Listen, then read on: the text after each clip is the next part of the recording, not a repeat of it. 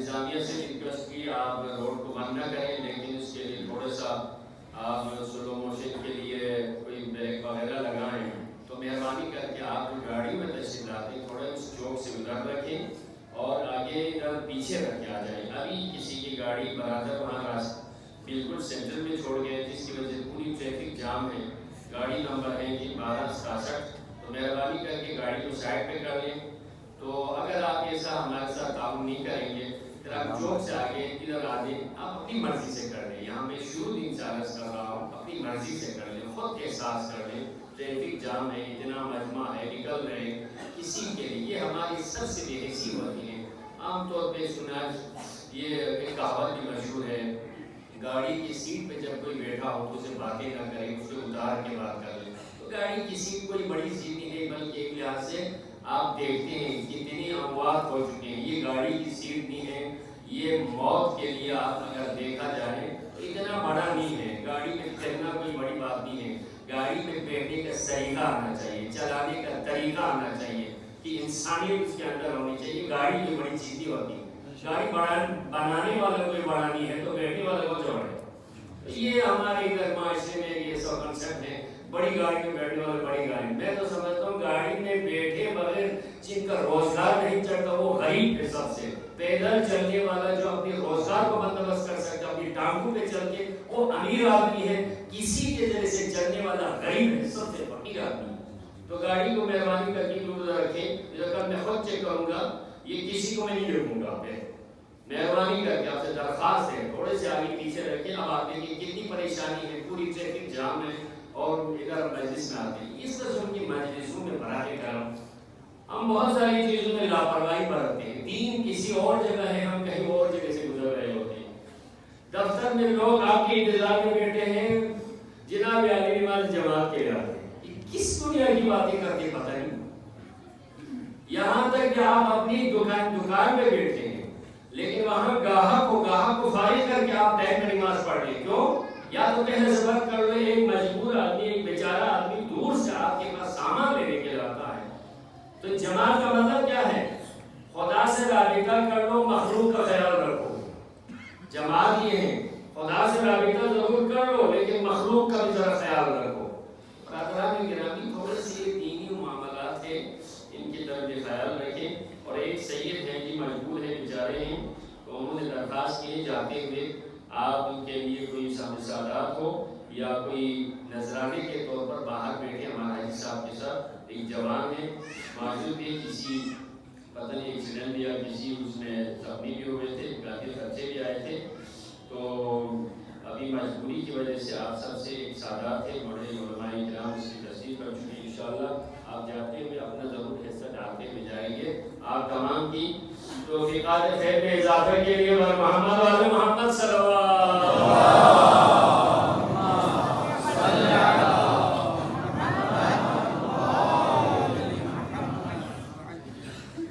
ہمارے گفتگو کا سلسلہ ہے. اس کی طرف جانے سے پہلے بہت سارے عزیزان, بڑے حضرات, پڑھے لکھے ہیں, دانشور ہیں, جانتے ہیں, لیکن تذکر ہے. فذکر قرآن کا حکم ہے, یاد دلانے. فإن الذکر تنفع المؤمنین, یاد دلانے بھی مومنین کے لیے فائدہ ہے. تو لہٰذا آپ کو یاد ہو تو جو بہت سارے ایسے ہی ہوں گے جن کو ایسے مسائل یاد نہیں, لیکن یاد ہے ہم کرتے ہی نہیں ہیں. ایک ایسا مسئلہ میں آپ کے سامنے رکھوں گا. جانتے ہوئے بھی ہم اس غیر شرعی کام میں مبتلا ہے. وہ کیا ہے؟ غیر محرم عورتوں سے ہاتھ ملانا. اگر بیچ میں کوئی چادر وغیرہ نہ ہو, ویسے ہاتھ ملانا حرام ہے, اٹل حرام. اب اس کو کہتے ہیں ہماری بہن ایک کزن ہے. کزن کی لڑکے ہیں, کون سی بہن آتی؟ کزن کوئی بہن نہیں ہوتی. جس سے شادی جائز ہوتی ہے بہن ہی نہیں ہے. ہاں, لیکن معاشرے کے اندر یہ ہے, عام معاشرے میں جو مثلاً کزن ہے, ایک ہی گھر میں رہنا ہوتا ہے, یہ ایک معاشرتی سسٹم ہے. لیکن ظاہر سی بات ہے ایسی جگہوں پہ نگاہ کرنا جو شرعاً جائز نہیں ہے. جائز یہ ہے کہ کلائی سے لے کر ہاتھ کے جو پر والے حصے ہیں, کلائی سے نیچے نہیں, اس کو دیکھ سکتے ہیں. چہرہ جتنا ہو وضو میں دھوتے ہیں دیکھ سکتے ہیں, لیکن باہر کا دیکھنا حرام ہے. گھروں میں ہے, آج کل گھروں میں ایسا ہوتا ہے کہ خیال ہی نہیں کرتے. ہاں, صرف ان خواتین کی ذات بہت ہی عمر رسیدہ ہو, بہت ہی ضعیفہ ہو, ان کے ساتھ ہاتھ ملانے میں کچھ نہیں ہے اس کے علاوہ کزن کا. میں خود دیکھتا ہوں، عام طور پر ہم دیکھتے ہیں ہمارے گھروں میں اس کو کوئی تصور بھی نہیں کوئی حرام کام. یہ حرام ہے، اٹل حرام ہے. ہاں لیکن ہمارے یہاں پر رواج ہے بیچ میں کوئی چادر وغیرہ ڈال کے ہاتھ ملاتے ہیں، وہ بھی غلط شبہ نہ ہو تو پھر تو انشاءاللہ یہ ایسا نہیں ہے. لیکن عام حالت میں ہاتھ ملانا شرعاً حرام ہے، فعل حرام کا ارتکاب ہے. اس کو خیال رکھنا ہوتے نہیں ہوتے معمولاً دکھائی دیتے ہیں، ان چیزوں کا ہم اہمیت نہیں دیتے. حرام حرام ہے. جیسے کتابوں میں ایک بحث آتی ہے کیا گناہوں میں کوئی بڑا اور چھوٹا ہوتا ہے، گناہ کبیرہ اور گناہ صغیرہ ہوتے ہیں. تو بہت سارے علم اخلاق فرماتے ہیں گناہ گناہ ہوتا ہے چاہے بڑا ہو یا چھوٹا ہو. یہ گناہ کو مت دیکھو بلکہ جس کی معصیت کی جا رہی ہے، جس کی مخالفت کی جا رہی ہے وہ ذات الہی ہے، تو بڑا چھوٹا اس میں نہیں ہوتا. یعنی اس کا خیال رکھنا چاہیے. انشاءاللہ یہ ایک تذکر تھا جو عام مبتلا بھی مسائل ہے. ہم سب کو ایسے مسائل پر چھوٹے نہ سمجھیں، اس کو حقیر نہ سمجھیں، عمل کرنے کی خدا توفیق دے انشاءاللہ. اور محمد آل محمد صلی اللہ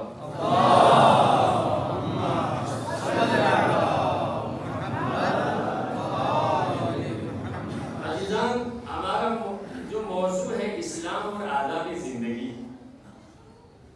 تو اس میں دو ٹاپکس کو میں مختصر کر کے یہاں تک لے کے آیا ہوں. شروع میں بسم اللہ الرحمن الرحیم تھا. بسم اللہ پڑھنے کے کیا فائدہ ہے وہ آپ کو میں نے بتایا، اس کو ضرور یاد کر لینا. بسم اللہ کے دنیا میں بھی فائدے ہیں، آخرت میں بھی ہیں، قبر میں بھی ہیں، اور دشمن پر بڑا اثر پڑتا ہے. ایک چیز میں آپ کو یہاں سے نئے آنے والوں کے لیے تذکر کے طور پر نکل کے آ گیا. آج کے موضوع طرف نکل جاؤں گا. شیطان نے اپنے کے ساتھیوں کے لیے کانفرنس بنائی.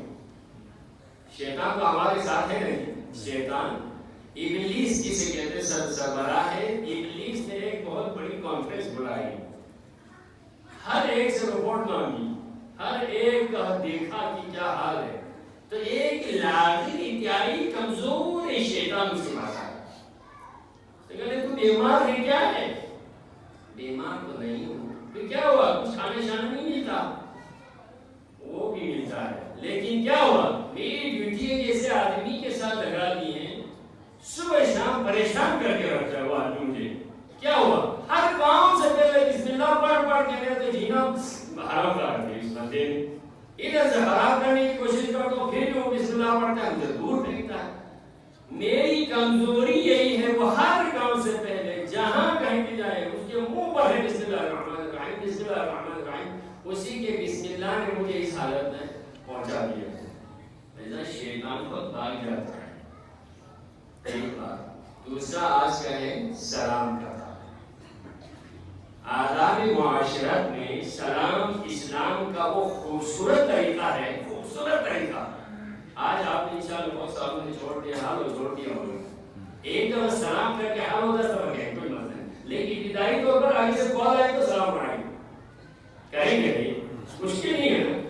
آگے سے بات ہو جائے نہ ہو جائے، آپ کو ایک روایت کے مطابق آپ نے سلام کر لیا کسی مومن کو تو آپ کو 69 ثواب نامہ عمل میں درج ہو چکا. یا دوسری روایت کے تحت 99 حسنہ آپ کے نامہ عمل میں درج ہو چکا. آگے جواب دے یا نہ دے یا نہ دے، یہ سلام علیکم کا کہنا. اب آج سلام کے بارے میں تھوڑی سی آپ کو آگے وضاحت کروں. یہ تو ایک آداب تھا، سسٹم تھا جس میں انسان کی شخصیت کو اپنی طور پر کمر سے نہیں جھکنا، ہاتھ نہیں جوڑنا، سلوٹ نہیں مارنا، اپنی پرسنالٹی ڈھونڈ کر کے کسی کے سامنے اکثر تسلیم رقم نہیں ہونا. آداب کے ذریعے کہنا السلام علیکم، خدا تجھے سلامت رکھے. بس عزت نفس جہاں اسلام بچاتا ہے کہیں اور نظام نہیں. بہت خوبصورت نظام ہے. باقی جتنے بھی اگر اسلام کے مد مقابل میں ہے اس کا تعلق نہ کسی الہی نظام سے نہ وحی سے، لیکن اسلام وہ ہے جو بنانے والے نے اس انسان کے لیے بہتر زندگی گزارنے کے لیے وضع کیا. ان الدین عند اللہ الاسلام. عزیزان محترم، آج سلام کے بارے میں کچھ مسلمانوں کے درمیان میں اختلاف ہے. سلام تو ٹھیک ہے، ایک دوسرے کو سلام کرتے ہیں، یہ آداب میں سے اس کی چند روایتیں میں بعد میں ذکر کروں گا۔ لیکن کیا سلام کا کرنا جیسے نماز کے بعد ہم زیارتوں میں کرتے ہیں اس پہ اعتراض بڑے کرتے ہیں، یہ کہاں سے آ گیا؟ مر گیا تو مر گیا، سلام کیسے؟ پیغمبر کو کیسے سلام کرتے ہیں؟ روزہ رسول میں کیسے سلام کرتے ہو؟ یہ مسلمانوں نے اسلام کے صحیح تعلیمات کا مطالعہ کیے بغیر کسی کی ضد میں یا کسی اپنے آپ کو زیادہ سے زیادہ نمایاں کرنے کے لیے ایسا کوئی طریقہ اپنائیں، یہ قرآن و سنت کے خلاف۔ اب آپ نے دیکھیں یہاں پر بھی ایک کیٹیگری بنایا، مثال علیہ السلام کا ہے، علیہ السلام بھی تو سلام، علیہ السلام معصوم کے لیے کہہ سکتے ہیں، غیر معصوم کے لیے نہیں کہہ سکتے، خصوصاً آل محمد کے لیے ابھی ہم مثال کے طور پر ائمہ علیہ السلام کے لیے ہم علیہ السلام کہتے ہیں۔ میں آپ سے سب سے پہلے یہ ذکر کروں، پیغمبر تک کے لیے سلام نہیں کرتے، کہتے ہیں سلام نہیں کرنا چاہیے، نماز کے بعد سلام نہیں ہے، کیوں؟ زیارت میں جاتے ہیں تو سلام نہیں کرنا چاہیے، یہ کیوں نہیں کرنا چاہیے؟ اس لیے کہتے ہیں سلام کرتے ہوئے سامنے مخاطب کو سلام کا سننا چاہیے، وہاں سے جواب آنا چاہیے، جس کے بغیر نہیں ہو سکتا۔ اچھا ٹھیک ہے، مخاطب یعنی جو خطاب کرنے والا سلام کرنے والا ہوتا ہے، جس کے لیے جس پر سلام کیا جاتا ہے اس کو سننا چاہیے، اس کے جواب آنا چاہیے۔ ایک تو یہ ہے ہمارا عقیدہ ہے، ہمارا عقیدہ ہے ہمارے ائمہ علیہ السلام ہمارے سلام کو سنتے بھی ہیں، جواب بھی دیتے ہیں۔ آپ ہر زمین کے باہر جا کر اس دخول میں یہ لکھا ہوا ہے، میں تیری بارگاہ میں تجھے سلام پیش کرتا ہوں، تسمع السلامی، میرا مولا تو میرا سلام سن بھی رہے ہو، وَتَرُدُّ جوابی، اور مجھے آپ جواب بھی دے رہے ہیں، یہ ہمارا عقیدہ ہے۔ لیکن نہ ماننے والوں کا پیغمبر کو بھی نہیں کہہ سکتے۔ اچھا آپ کے یہ اعتراض ہے، ایک تو جواب حلی ہوتا ہے، ایک جواب نفسی ہوتا ہے۔ نماز کے آخر میں تمام مسلمان نماز کا اختتام سلام میں کرتے ہی کرتے ہیں۔ السلام علیکم ایھا النبی ورحمۃ اللہ وبرکاتہ، خطاب کس سے؟ نماز ایک واجب عمل ہے، تو اس میں تمام مسائل کی فقہ میں سلام نماز کا ایک واجبی حصہ ہے۔ تو اس میں السلام علیکم ایھا النبی ورحمۃ اللہ وبرکاتہ، میرا سلام ہو پر اللہ کے رسول تم پر اور اللہ کی رحمت ہوئی، کس کی طرف سے آپ کی اجازت؟ کیا کہہ رہے ہیں؟ کیا نبی آپ کے سلام کے جواب نہیں سن رہے؟ السلام علیکم وعلی عباد اللہ الصالحین، ہم پر سلام ہو اور تمام صالح بندوں پر سلام ہو۔ کون ہے؟ کہاں ہے؟ کون ہے؟ السلام علیکم ورحمۃ اللہ وبرکاتہ، یہ کون ہے؟ سلام کے مخاطب کو اگر آپ ہر ایک کو نبی تک کو بھی اگر آپ زندہ نہیں سمجھتے، ایک تو یہ، دوسری طرف اگر آپ یہ دیکھیں درجہ سب سے انسانی لیول پہ معیار میں کس کا درجہ ہے؟ آج میں اسی کو تھوڑا سی کلیئر کر کے رہا ہوں۔ درجہ آپ دیکھیں، نبیوں کا درجہ سب سے بلند ہے، ظاہر سی بات، نبیوں میں سے ہمارے نبی کا درجہ سب سے بلند ہے۔ نبیوں کے بعد کن کا ہے؟ صدیقین کا ہے۔ ان کے بعد آتا ہے قرآن کی روشنی میں، قرآن کی روشنی میں آپ کو ذکر کر رہا ہوں، تقریباً سورہ النساء میں من یتبع اللہ والرسول، جو اللہ اور اللہ کے رسول کی اطاعت کرتے ہیں، من یطع اللہ والرسول، جو اللہ اور اللہ کے رسول کی اطاعت کرتا ہے، فَأُولَٰئِكَ مَعَ الَّذِينَ أَنْعَمَ اللَّهُ عَلَيْهِم مِّنَ النَّبِيِّينَ وَالصِّدِّيقِينَ وَالشُّهَدَاءِ وَحَسُنَ أُولَٰئِكَ رَفِيقًا۔ یہاں پر ترجمے میں یہ ہے، جو لوگ خدا اور خدا کے رسول کی پیروی کرتے ہیں، اطاعت کرتے ہیں، وہ کن کے ساتھ ہوں گے؟ بہترین ساتھی ان کے کون ہیں؟ نبیین ہیں، صدیقین ہیں، پھر شہداء ہے جی، اس کے بعد صالحین آتے ہیں۔ اب آپ یہ دیکھیں پہلے نمبر پر کون ہے؟ آپ میرے ساتھ چلیں نا، پہلے نمبر پر نبیین، اس کے بعد صدیقین، اس کے بعد شہداء،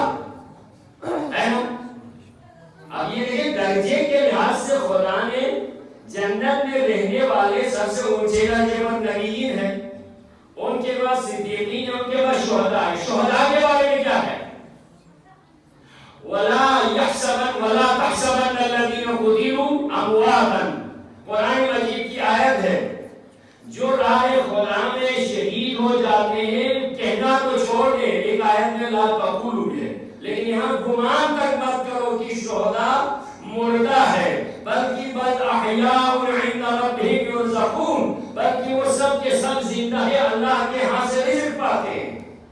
تیسرے درجے پر موجود شہید زندہ ہے۔ شہید کی زندگی کا ہم جیسے زندگی کو محسوس نہیں کرتے، لیکن وہ اللہ کے ہاں سے رزق پاتے ہیں۔ تو تیسرے درجے پر موجود شہداء زندہ ہے، تو ظاہر سی بات ہے صدیقین اور نبیوں کا درجہ اور بلند ہوگا۔ ایسا لگے جو بھی سے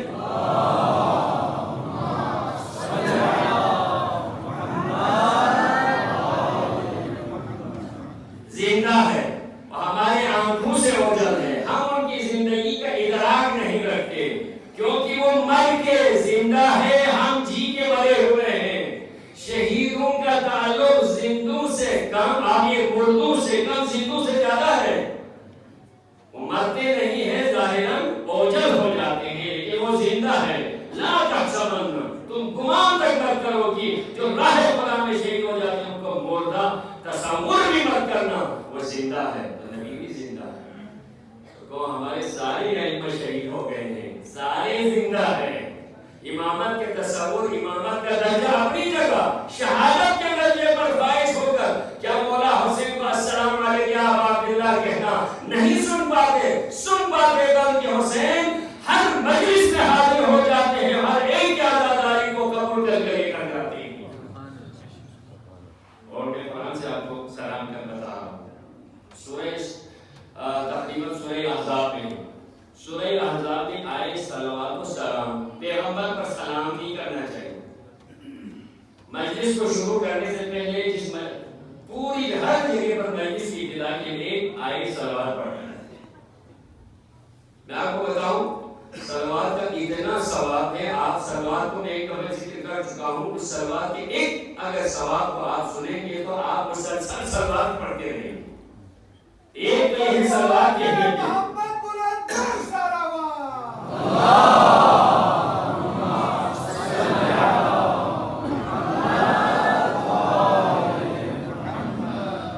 اصل آیت کی طرف جانے سے پہلے آپ ایک واقعہ سنا۔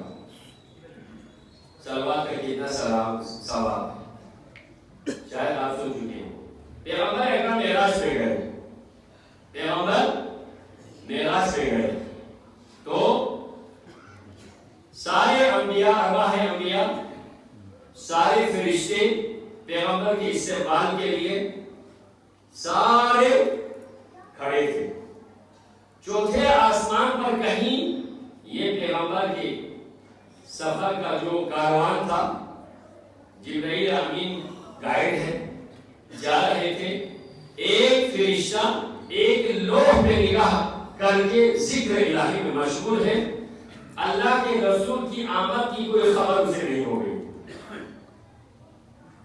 پیغمبر معراج میں سارے فرشتے استقبال میں بیٹھے، لیکن اس فرشتے کو پیغمبر کی آمد کی کوئی خبر ہی نہیں ہو گئی۔ اس کے سامنے ایک لوح تھا، اس لوح پر کچھ لکھا ہوا تھا، اس تحریر میں اتنی نورانیت تھی، وہ فرشتہ اسی نورانیت کو دیکھ دیکھ کر دنیا مافیہ سے بے خبر ہو کے ذکر الہی میں مشغول تھا۔ سب استعمال میں، لیکن جبریل کو یہ عجیب سا لگا جا کے فرشتے کو تھوڑا سا وہ ہوش دلایا، ارے کیا کر رہا ہے ادھر؟ سارے فرشتے ارواح انبیاء آخری نبی کے معراج کے سفر کے استعمال میں ہیں، تو کیا کر رہا ہے ادھر؟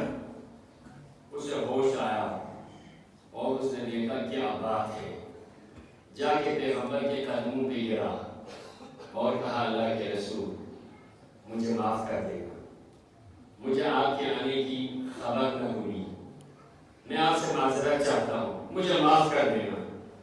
میرے نبی رحیم و کریم، اس نے کہا مجھے اس پر کوئی غصہ ہی نہیں ہے تو معافی کس بات؟ معاف تجھے، نہیں نہیں نہیں، میری گستاخی کو معاف کر دے گا، لیکن تجھے معاف میں ناراض ہی نہیں ہوں تو معافی کس بات کی، لیکن میرے پاس ایک چھوٹا سا تحفہ ہے، اس کو ضرور قبول کر لے گا اسی گستاخی کے عوض میں، پھر میں مان جاؤں گا کہ آپ مجھ سے راضی ہیں۔ وہ کیا ہے؟ آپ غور سے، فرشتے نے کہا میرے پاس 20,000 سال پر مشتمل 2 رکعت نماز کے ثواب ہے۔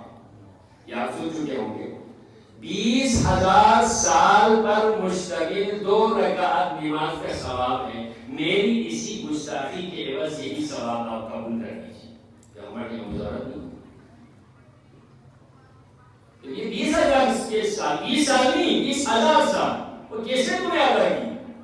میں 5,000 سال قیام میں رہا، 5,000 سال میں رکوع میں رہا، 5,000 سال میں سجدوں میں رہا، 5,000 سال تشہد السلام میں رہا، تو یہ 20,000 سال کے نماز 2 رکعتیں یہی آپ لیجئے اور مجھے معاف کر دیں۔ تو ہم نے ضرورت ہی کوئی، آپ کو ضرورت نہیں ہے تو آپ کی امت کے لیے لے لیں۔ تو اللہ کے رسول نے فرمایا میری امت کے لیے بھی ضرورت نہیں، کیوں؟ میری امت کا اگر تعداد میں 10 سے زیادہ ہو اور میرے اوپر ایک دفعہ درود بھیجے تو تمہارے اس نماز سے 100 گنا پروردگار اجر عطا کر دیتا ہے۔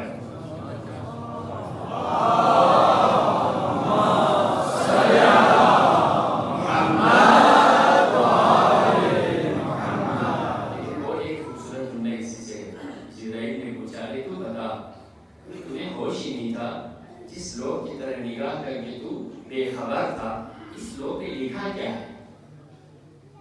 اس لوگ پہ لکھا کیا ہے جس کی نورانیت سے تم دنیا و ما فیہا سے بے خبر ہو؟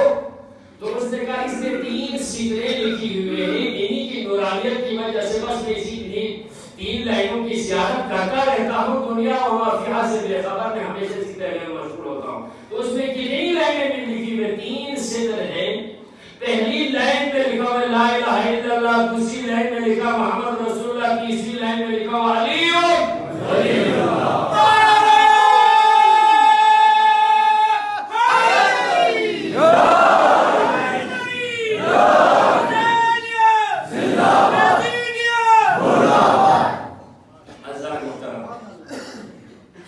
تو میرے نبی پر درود بھیجنا، یہ تو درود کی بات تھی نا۔ اب آپ دیکھیں آئے صلوات میں دیکھیں، خداوند عالم کے بارے میں آپ یہ نہیں کہہ سکتے اللہ خود نماز پڑھتا ہے ہمیں نماز پڑھنے کو ہے، کوئی اللہ نماز پڑھتا ہے؟ اب بتائیں پڑھتا ہے؟ کیا ضرورت ہے اس کے لیے؟ ساری دنیا مخلوق سارے مخلوق سے ذکر کرتی، اس کے لیے ذکر کرنے کی ضرورت ہے؟ کیا اللہ روزہ رکھتا ہے؟ روزہ رکھنے کا تھا کیا حج پہ جاتے؟ یہ سب اللہ کے لیے کرتے ہیں، اللہ نے نہیں کرنا۔ لیکن ایک ایسا عمل جو خود اللہ پہلے کرتا ہے، اللہ کے فرشتے خاطر کرتے پھر اہل ایمان سے حکم ہے، وہ کون سا عمل ہے؟ ان اللہ و ملائکتہ یصلون علی النبی یا ایھا الذین آمنوا صلوا علیہ وسلموا تسلیما۔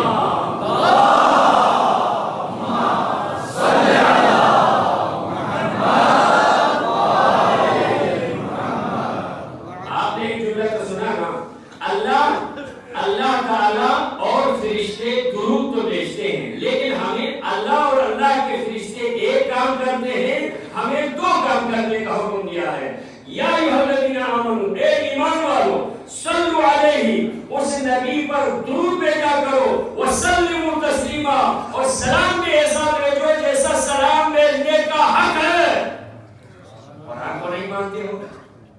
ایک آیت میں بتاؤں پھر آپ کو تھوڑی سی گرامیٹک گفتگو ہے۔ کیا اللہ نے ایک بار درود بھیجا؟ فرشتوں نے ایک دفعہ درود بھیجا؟ یہاں یصلون ہے، شاید آج تک تشریف رکھتے ہو کوئی جانے والا عربی گرامر کے لحاظ سے ماضی کا لفظ استعمال نہیں ہو رہا، ماضی کا لفظ استقرار پہ دلالت کرتا ہے، ایک دفعہ ہو چکا۔ مضارع کا لفظ استمرار پہ دلالت کرتا ہے، مسلسل یہ عمل جاری ہے۔ اللہ بھی محمد آئے محمد پر درود بھیجتا ہے، فرشتے بھی بھیجتے ہیں، اور مومنین سے یہ حکم ہے تو ایک نہیں بلکہ محمد آئے محمد پر مسلسل درود بھی بھیجا کرے، سلام بھی کیا کرے۔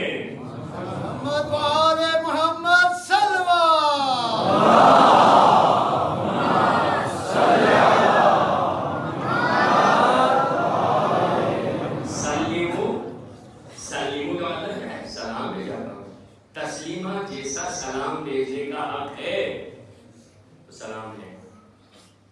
حضرات محترم، یہ آداب زندگی ہے۔ اس کے بعد سلام کے ساتھ ساتھ جب کس کو سلام کرنا ہے، بڑے چھوٹے نہیں تھے، کچھ آداب سلام کے لیے، مجمع زیادہ ہو کم آگے سے آ جائیں تو کم والے زیادہ کو سلام کریں، بیٹھے ہوئے ہو آگے سے آنے والا بیٹھے ہوئے کو سلام کرے، چل رہا ہے رکے ہوئے ہیں چلنے والا رکے ہوئے کو سلام کرے، سوار ہے پیدل ہے سوار آدمی پیدل کو سلام کرے۔ کتنا خوبصورت آداب ہے اسلام کے اندر، لیکن ہم وہ سارے کھو چکے ہیں، ہم سارے برآمد کر چکے۔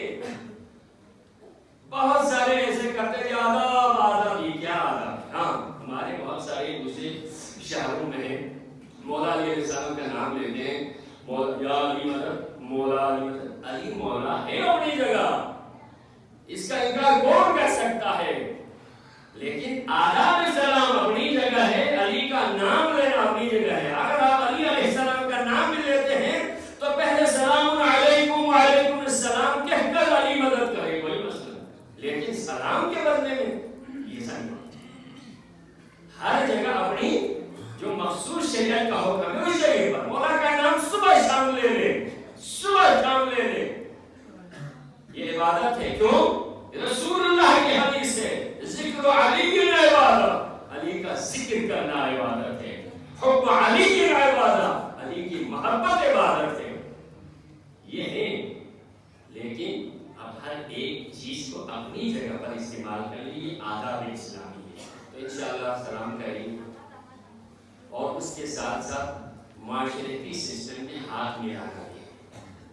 ہاتھ ملائیں گے تو انسان کے دل میں خدا نہ خواستہ کسی کے اگر ناراضگی ہو تھوڑی سی، ہاتھ ملانے سے کہتے ہیں آدھی جو ناراضگی ہے کسی سے کم ہو جاتی ہے۔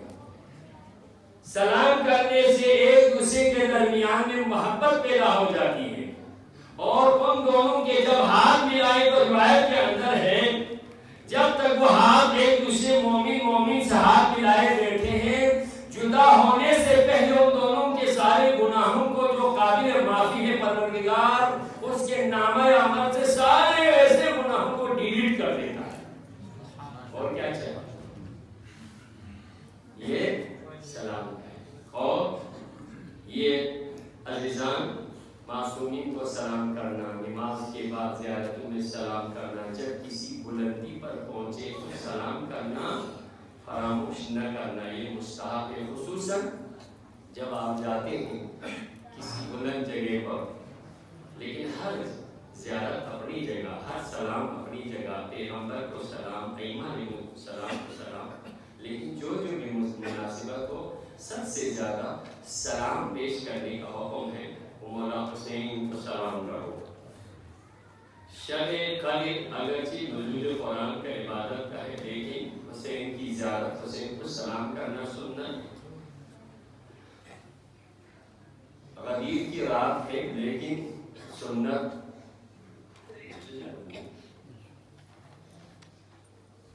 یہ سنت ہے۔ کیوں؟ اگر ہم عزادار ہیں تو ہر ایک کے، ہر شہید نے آخری جملہ یہی کہا تھا، السلام علیکم یا ابا عبداللہ۔ دل میں یہ آرزو رکھ کر کسی بلند جگہ پر چھت پر کھڑا کرتے جائیں تو وہاں سے بھی سب سے پہلے مولا حسین کو سلام کرنا۔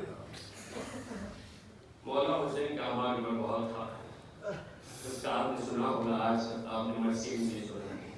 ہر ایک کی آخری خواہش یہ ہوتی تھی کہ مولا حسین کو آخری سلام ودا کر لیں۔ آپ نے سنا مسلم ناقی دارالعمارہ، گورنر ہاؤس کو دارالعمارہ کہتے ہیں، گورنر ہاؤس کی چھت پر آخری موت کو سامنے دیکھا تو سب سے آخر میں یہ کہا، السلام علیکم یا ابا عبداللہ، حسین کو سلام کیا۔ یہ نہ بولنا دنیا کچھ بھی کہے، انشاءاللہ مرنے کے بعد حسین قبلہ لحاظ، حسین دلوں کا قبلہ ہے، ایک جسم کا قبلہ ہوتا ہے، ایک دل کا قبلہ ہوتا ہے۔ جسم کا قبلہ نماز میں کعبہ کی طرف رکھتا ہے، لیکن جہاں روحانیت کا ہے، جہاں دل کا تعلق ہے، عشق کا تعلق ہے، حسین عشق کا قبلہ ہے، حسین محبت کا قبلہ ہے، حسین رواداری کا کرنا ہے۔ عزیزان، آج ایک شجاع ترین حسینی کا ذکر ہم نے کرنا ہے۔ باغیرت، وفادار، امام وقت کے مطیع و فرمان بردار، دین کے آداب کا اتنا لحاظ رکھنے والا، اس کو کہتے ہیں مسلم العاقل۔ 15 شعبان کو حکم امام سے امام کا نائب بن کر مسلم العاقل مکہ سے روانہ ہوئے۔ 15 شعبان کو کوفہ میں پہنچے۔ 18,000 نے مسلم کے ہاتھوں پر مولا حسین کی بیعت کی۔ مسلم فرشوں میں ماحول بڑا سازگار حضرت رسول کے لیے۔ حالات کو دیکھ کر میں زیادہ گفتگو نہیں کروں گا، حالات کو دیکھ کر اگرچہ مولا حسین کو 12,000 خطوط ملے تھے، 12,000 خطوط، ایک ہی دن میں 600 خط حسین کے لیے کوفہ والوں کی طرف سے ملے گئے۔ ایک ہی دن میں 600، 12,000 خطوط ملے امام وقت کے لیے۔ فریضہ بنتا تھا مسلم العاقل کو بھیجا، اور لفظ یہی ہے اخی و معتمدی، مسلم میں تمہاری طرف بھیج رہا ہوں اہل کوفہ، یہ میرا بھائی بھی ہے اور میرا معتمد خاص بھی ہے۔ مسلم نے 18,000 کے مجمع کو دیکھا، لیکن اندر سے بہت بڑی سازش تھی۔ اہل کوفہ بے وفا تھا تو بے وفائی کی انتہا کر دی۔ ابن زیاد بصرے کا حاکم تھا، گورنر تھا۔ یزید نے کوفے کی حالت کو دیکھ کر وہاں سے جو اضافی چارج دے کر ابن زیاد کو، عبید اللہ بن زیاد کو کوفے کا گورنر بنایا۔ وہاں کی حالت تبدیل کرنے میں اس نے ایک اعلامیہ جاری کر دیا، جو بھی مسلم کے ساتھ یا مسلم کی حمایت میں دیکھا جائے میں اس کے گھر کو آگ لگا دوں گا، اسے قتل کر دوں گا۔ جو لالچی تھے ان کو پیسوں سے، جو ڈرپور تھے ان کو خوف سے۔ آپ مسلم العاقل نماز مغرب پڑھانے کے لیے مسجد کوفہ میں گئے۔ اب آپ ایک طرف دیکھیں عزیزان، ایک طرف 18,000 کی بیعت اور حمایت ہے، لیکن یہی شخصیت جب نماز پڑھا کے، عشاء کی نماز پڑھا کے پیچھے مڑ کے دیکھے تو کوئی بھی نہیں ہے، تو تنہا۔ آپ اندازہ کر لیں کہ اتنا مسافر تو دنیا میں ہزاروں ہوں گے، غریب دنیا میں بہت ہوں گے، لیکن مسلم جیسا کوئی نہیں۔ اس لیے آسمان پہ مسلم کو اٹھایا چڑھایا، لیکن لمحوں کے بعد زمین پر ایسا آپ کو چھوڑ دیا، یہ تو تنہا ہو گیا۔ رات کی تاریکی ہے، نماز کے بعد مسلم وہاں سے نکلے، ساتھ آنے والا کوئی نہیں، یکدم تنہا ہے۔ سفیر حسین مسجد سے نکلے، بس ایک دو جملے آپ کی گوش گزار کر دوں۔ مسجد سے نکلے، جائیں تو کہاں جائیں؟ انجان شہر میں کسی راستے پر نکل گئے، رات کی تاریکی میں۔ سفیر حسین رات کی تاریکی میں گزرتے گزرتے کسی گلی میں پہنچ گئے۔ گلی میں ایک دیوار سے ٹیک لگائے مسلم کھڑے ہیں، سوچ رہے کہاں جاؤں، کس کے ہاں جاؤں، کس کو پکاروں؟ کوئی، پورا شہر دشمن ہے، کہیں سے کوئی امید نہیں ہے۔ دیوار سے رات کی تاریکی میں ٹیک لگائے کھڑے تھے۔ اتنی دیر میں ساتھ دروازہ تھا، دروازہ کسی خاتون نے کھولا، اپنے بیٹے کی انتظار میں تھی۔ دیکھا تو تاریکی میں ایک جوان مسافر وہاں کھڑا ہے۔ ظاہر سی بات ہے کسی اجنبی خاتون سے باتیں کرتے ہوئے کوئی نہ کوئی طریقہ اپنانا ہوتا ہے۔ مسلم نے آگے سے اس خاتون کو دروازے پہ نکلتے ہیں یہ کہا، خاتون تھوڑا پانی پلا دیجئے۔ مسلمان تھی، گھر میں جا کے برتن میں پانی لے کر آ گئی، پانی دے دیا، مسلم نے پانی پیا، برتن واپس کر دیا، خاتون گھر کے اندر چلی گئی۔ دوبارہ آ کے دیکھا تو جوان کہیں تو نہیں کھڑے۔ اس خاتون نے ذرا سخت لہجے میں کہا، بھائی شہر کا ماحول ٹھیک نہیں ہے، جائیں یہاں سے۔ آگے سے مسلم نے ایک جواب دیا، مسلم نے آگے فرماتے ہیں، خاتون کہاں جاؤں؟ آپ جملے نظر کھول کر کہاں جاؤں؟ خاتون نے کہا اپنے گھر جا کوئی گھر ہی نہ ہو وہ کہاں جائے؟ جس کا اس شہر میں کوئی گھر ہی نہ ہو وہ کہاں جائے؟ مسافر ہوں، بے سہارا ہوں، غریب ہوں، کوئی نہیں جانتا۔ اپنا نام تو بتائے کون ہے؟ اتنی غربت میں ہے کون؟ نام بتائیں گے۔ مسلم نے عقیل سفیر حسین عورت کے دل میں رحم آیا، آج محمد کی ماننے والی تھی، آج مسلم میں لگن حاضر ہے، جان جائے گھر جائے تو جائے، آج محمد پر قربان آئے میرے گھر میں آئے۔ وہ آنے رات کے لیے جگہ تو دی، کھانا بھی دیا، لیکن کھانا کچھ نہیں کھایا۔ اس لیے شہر کا ماحول دیکھ کر، کوفہ والوں کی بے وفائی دیکھ کر کھانے کا جی نہیں تھا، عبادت میں مصروف رہا۔ صبح کے قریب ہوگی، صبح قریب ہو گئی، تھوڑی سی آنکھیں لگ گئی، اتنی دیر میں خواب میں مولا علیہ السلام کو دیکھا۔ بہت بڑا دربار لگا ہوا تھا۔ مولا علی نے مسلم سے کہا، بیٹا مسلم جلدی کرنا، تمہارے انتظار میں ہے۔ مسلم کی آنکھیں کھلی، بیدار ہو گیا تو دل میں خیال آیا، یہ زندگی کی آخری رات ہے، میرے مولا نے مجھے بلایا ہے، اس کے بعد میری زندگی تمام ہے۔ اجرکم علی اللہ، کسی غریب پہ رونا ہے تو مسلم پہ روئے، واقعہ روئے۔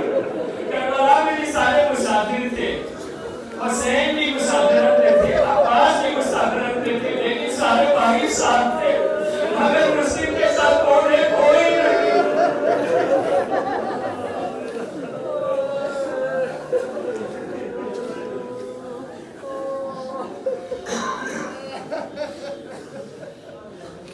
اتنی غربت میں رات بھر عبادت میں گزارے۔ صبح کے قریب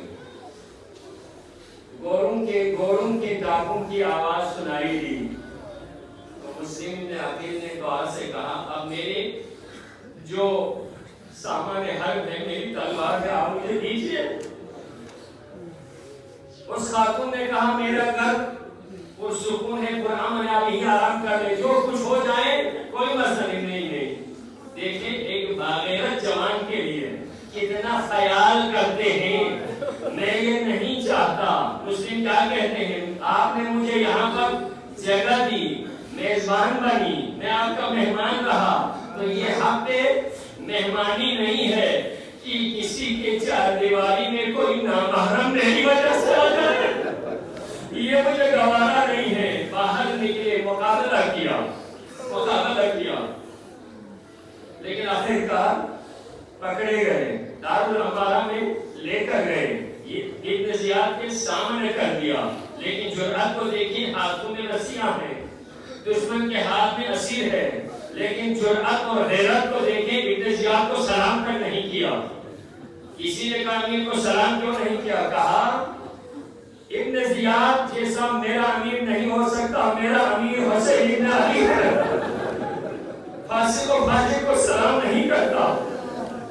ابن زیاد نے کہا سلام کرے یا نہ کرے، مسلم میں تجھے قتل ضرور کر دوں گا۔ اس نے کہا مجھے قتل کرنے، شہادت سے مجھے مت ڈراؤ، لیکن میرے 3 وصیتیں ہیں، ان وصیت کو میں کسی کو سنانا چاہتا ہوں، کسی کو وصیت کرنا چاہتا ہوں۔ کوئی جاننے والا نہیں تھا، پورا شہر اجنبی ہے۔ دربار ابن زیاد میں ایک جاننے والا تھا، عمر سعد۔ عمر ابن سعد سے کہا، عمر سعد میری وصیت رسول لے۔ ابن زیاد سے ڈر کے اس نے قبول نہیں کیا۔ ابن زیاد نے کہا، عمر سعد مسلم کی وصیت کو، کسی مرنے والے کی وصیت کو سننا واجب ہے، سنیں۔ مسلم نے 3 وصیتیں کی، 3 وصیتیں کی۔ پہلی وصیت عمر سعد یہ ہے، میرا اس شہر میں کوئی نہیں، کوئی نہیں، سارے دشمن ہیں۔ میرے شہید ہونے کے بعد میرے جسم کو اسی طرح نہ رکھنا، باعزت طریقے پر دفن کر۔ اب آپ دیکھیں کتنے غریب ہیں، کیا دفن کر لیا؟ نہیں، آپ نے سنا واللہ بعد پیروں میں رسیاں باندھ کے کوفہ کی گلیوں میں کوفہ کی گلیوں میں پھرایا گیا. اسی لیے مسلم کو ڈر تھا کہ مجھے دفن کر دے، میرا کوئی نہیں. اسی وصیت 700 درہم کا میں مقروض ہوا ہوں. میرے مرنے کے بعد میرا زیرہ بیچ کر یہ حق و ناز ادا کر لینا. اور تیسری وصیت یہ ہے، میں نے حسین فرزند رسول کو خط لکھا ہے، کوئی کسی کے ساتھ کسی قاصد کو بھیج کر حسین کو روک دے گا، کوفہ کی طرف نہ آنا. مجھے صرف حسین کی فکر نہیں ہے بلکہ حسین کے ساتھ علی کی داری بھی میں کیا ہے.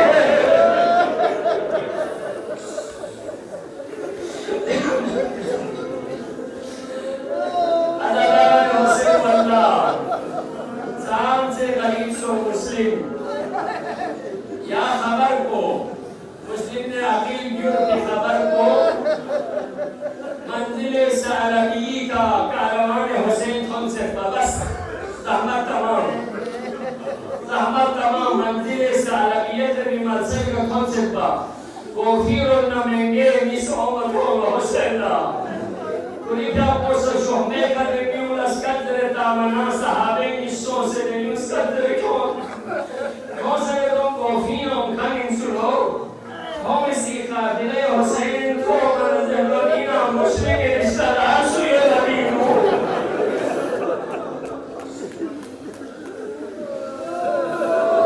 لگی رشتہ دار اندر رہین لے سخت خبر چیوت ولا حسین صحابہ سنی قوم مسلم نے عقیل جا خبر نظر زرور نظر یا گامی دور زرور نمیانا خلقت کرمت چنت یہ سامل نظر زرور نظر اللہ نیا گناہگاری مدرسوکن مسلم نحالی اس کا شہید بسکرام ونظر من سکتا سبازہ رکھوٹی